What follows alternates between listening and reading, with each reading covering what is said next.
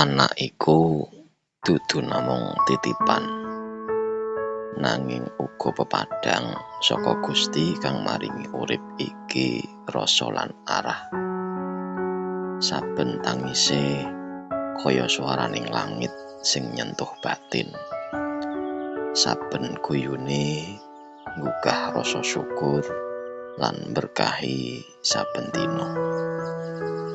Iku tandha yen Gusti nitipake tanggung jawab agung marang wong tuwa lan guru. Tanggung jawab kanggo nuntun jiwa kanthi katresnan sejati. Mula kula wentahan anak nganggo ati sing bening kaya embun esuk, nganggo sabar lan welas asih sing ora ana watese, lan piwulang iman sing krembaka jero ing batin. Amarga saben tembung becik kang kawurungake, saben tindak tulus kang katindakake iku ora mung kabecikan sakedhap, nanging wiji suci kang bakal ngrembaka dadi berkah nganti tekan alam langgeng.